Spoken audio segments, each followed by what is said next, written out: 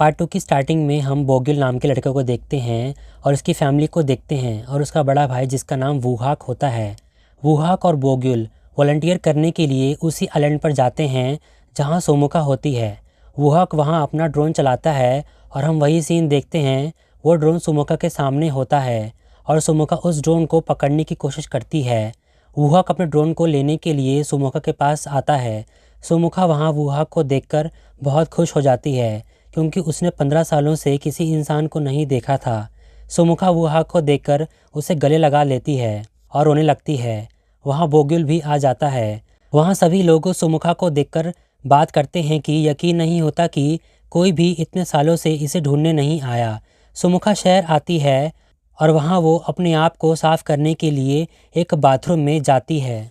वहाँ वो पहली बार एक टैप को देखती है और वो उसे बार बार ऑन ऑफ करती है। फिर हम देखते हैं कि बोगिल उसके पास आता है और वो सुमुखा को शूज़ देता है क्योंकि उसके शूज़ बहुत ज़्यादा ख़राब हो गए थे। शूज़ को देखकर सुमुखा कीहो को याद करने लगती है और रोने लगती है। सुमुखा रोते हुए बोगिल से कहती है, तुम्हारा शुक्रिया कैसे करूं?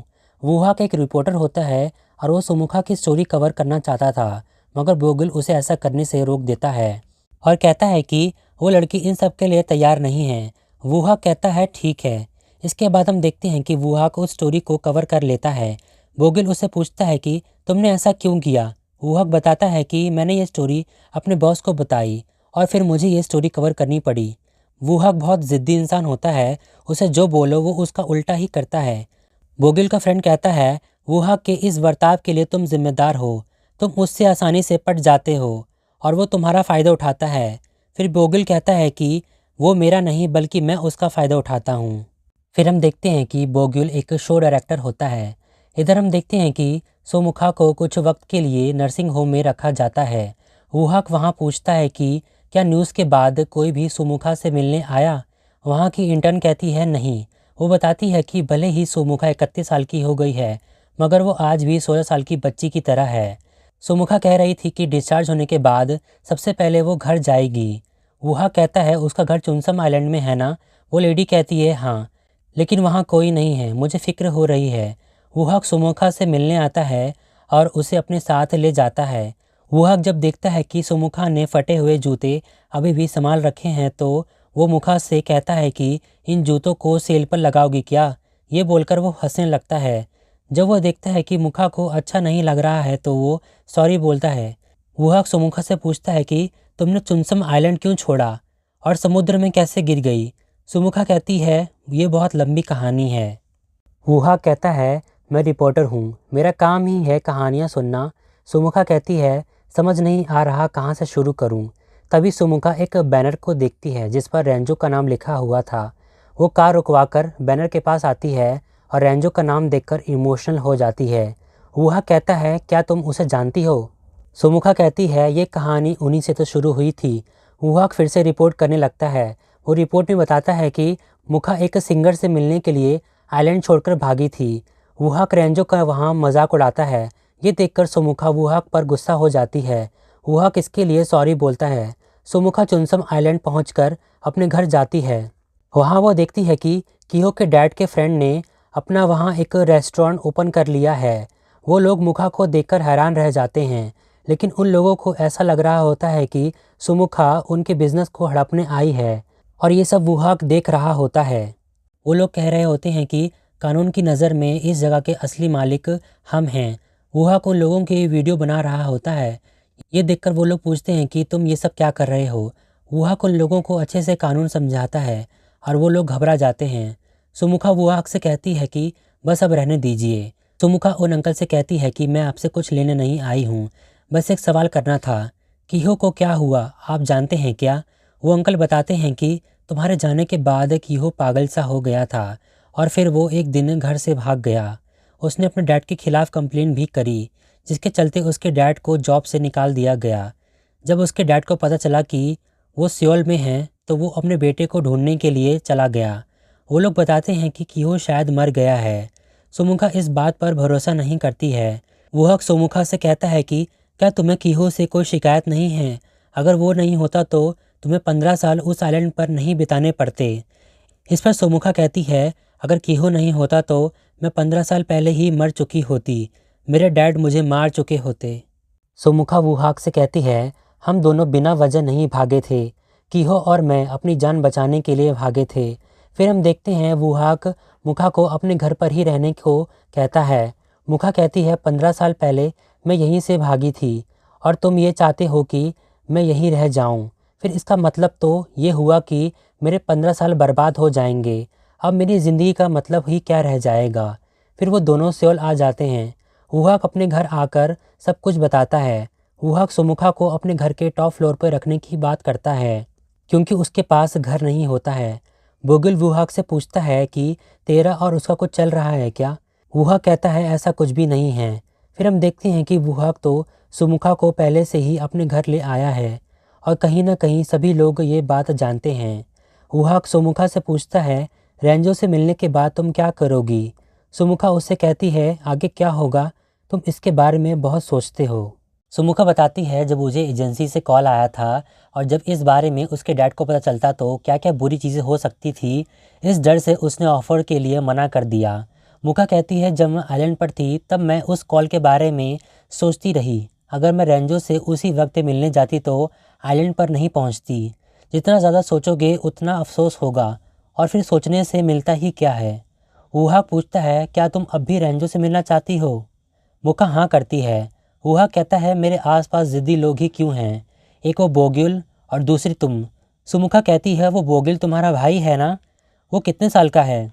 वुहा कहता है, वो मुझसे 1 साल छोटा है और तुमसे भी। हम दोनों एक ही उम्र के हैं। तो फिर तुम मुझे मिस्टर क्यों बोलती हो। वुहा कहता है, तुम मुझे मेरे नाम से बुलाओ। मुखा कहती है, ठीक है। मुखा वुहाक से कहती है, कल तुम मेरे साथ रेंजो से मिलने चलोगे।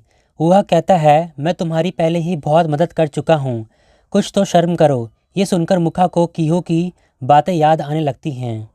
सो मुखा वुहाक से कहती है, तुम्हें देखकर मुझे कीहो याद आता है। मुखा कहती है, तुम्हारी उम्र और पर्सनैलिटी कीहो से मिलती है। वुहाक अपने भाई बोगिल से कहता है कि सुमुखा जिस कीहो को ढूंढ रही है, कहीं वो मैं तो नहीं। वुहा कहता है, क्या पता मैंने अपनी मेमोरी खो दी। बोगिल कहता है, तू उस मुखा से दूर रहा कर, जब से उससे मिला है तब से अजीब बातें करने लगा है। वुहाक पूछता है, क्या सच में मेरा नाम वुहाक था। बोगिल इरिटेट हो जाता है और उससे कहता है, जब से तू पैदा हुआ है तब से तेरा नाम वुहाक ही है। बोगिल अपने शो के लिए अपने टीम मेंबर के साथ मिलकर सिंगर चूज़ कर रहा होता है, मगर उन्हें कोई ऐसा सिंगर नहीं मिल रहा होता जिसके ज़्यादा नखरे ना हो। बोगिल रेंजो का नाम देता है। फिर हम रेंजो को देखते हैं जो कि अब पहले जैसी सक्सेसफुल नहीं है। रेंजो के साथ इन 15 सालों में क्या हुआ वो हमें आगे पता चलेगा। रेंजो शराब और सिगरेट में डूबी रहती है। इधर हम देखते हैं सुमुखा वुहाक के साथ रेंजो से मिलने के लिए एक विलेज फेस्टिवल में जा रही होती है क्योंकि रेंजो को वहां इनवाइट किया गया होता है। सुमुखा रेंजो से मिलने के लिए बहुत एक्साइटेड होती है। वुहाक मुखा से पूछता है, क्या तुम्हें सच में रेंजो से मिलना है क्योंकि रेंजो पहले जैसी नहीं रही। मुखा कहती है, मैं ये बात जानती हूँ। इधर रेंजो के पास उसका मैनेजर आता है और कहता है कि लोग चाहते हैं कि आप लाइव परफॉर्म करें क्योंकि म्यूज़िक प्लेयर टूट गया है। ये सुनकर रेंजो परेशान हो जाती है। मैनेजर कहता है, मैं बैक स्टेज सिंगर ले आऊँगा। रेंजो कहती है, यहाँ मेरा गाना किसी को आता भी होगा। रेंजो गिफ्ट में मिली हुई वाइन पीने लगती है और अपने मैनेजर से कहती है कि सभी लोगों से कह देना कि परफॉर्मेंस से पहले मुझे ऑर्गेनाइजर्स ने शराब पिला दी, इसलिए परफॉर्मेंस ख़राब हुई। फिर सुमुखा सभी को ग्रीन बलून्स दे रही होती है जो कि रेंजो के फैंस का सिंबल होता है। वुहाक ये सब देखकर इरिटेट हो रहा होता है। सुमुखा वुहाक से कहती है, मेरी मदद करो। वुहाक कहता है, मैं इतना फालतू हूँ क्या। लेकिन फिर वुहाक मुखा की हेल्प करने लगता है। मैनेजर ऑर्गेनाइजर से बात कर रहा होता है बैक स्टेज परफॉर्मर के लिए, मगर वो लोग उसे इग्नोर करते हैं। सुमुखा मैनेजर के पास आती है और पूछती है, क्या आप रेंजो के मैनेजर हैं। वो हाँ बोलता है। वुहाक ये सब देख रहा होता है। इवेंट स्टार्ट होता है और परफॉर्मर्स एक एक करके अपनी परफॉर्मेंस देते हैं। फिर रेंजो की बारी आती है मगर वो शराब के नशे में होती है। मैनेजर रेंजो को नशे में देखकर परेशान हो जाता है। मैनेजर उन्हें बताता है कि मुझे एक सिंगर मिल गया है जिसकी आवाज़ आपसे मिलती जुलती है। वो आपकी बड़ी फ़ैन है, आपके सारे गाने याद हैं उसे।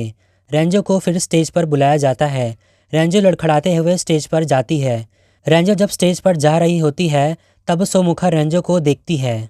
सभी लोग रेंजो को देखकर उनका नाम ज़ोरों से चिल्लाने लगते हैं। रेंजो इतने सारे फैंस को देखकर अपने आप से कहती है, लगता है कुछ ज़्यादा ही पी ली है मैंने। वहाँ रेंजो को अपने पुराने दिन याद आने लगते हैं। वहाँ बोगिल और उसका फ्रेंड भी आया होता है। रेंजो वहाँ सोमुखा को पहले देखती है, जो उसके लिए बैक स्टेज परफॉर्म करने वाली थी। मुखा इशारों से रेंजो को लिपसिंग करने के लिए कहती है। रेंजो लिपसिंग करना स्टार्ट करती है और सोमुखा गाना गाना स्टार्ट करती है। मुखा उस मूवमेंट को फील कर रही होती है कि जिनकी वो फ़ैन हैं उनके लिए वो लिपसिंग कर रही है। लोग भी परफॉर्मेंस को एंजॉय करने लगते हैं। वुहाक सोमुखा को देखकर हैरान रह जाता है कि सोमुखा कितना पैशनेट होकर सिंगिंग कर रही है और कितना अच्छा गा रही है। बोगिल का फ्रेंड कहता है रेंजो तो पहले से भी अच्छा गा रही है। परफॉर्मेंस खत्म होने के बाद सभी लोग रेंजो के लिए तालियां बजाने लगते हैं और रेंजो का नाम चिल्लाने लगते हैं। इधर सोमुखा ये सब देखकर बहुत खुश हो रही होती है। रेंजो भी ये सब देखकर बहुत इमोशनल हो जाती है। रेंजो फिर सोमुखा से मिलने आती है और सोमुखा से पूछती है, तुम्हारा नाम क्या है? सोमुखा कहती है, मेरा नाम सोमुखा है। ये सुनकर रेंजो मुखा को गले लगा लेती है और ये बहुत ही इमोशनल मूवमेंट होता है रेंजो और मुखा दोनों के लिए। और ये पार्ट यहीं पर ही एंड हो जाता है।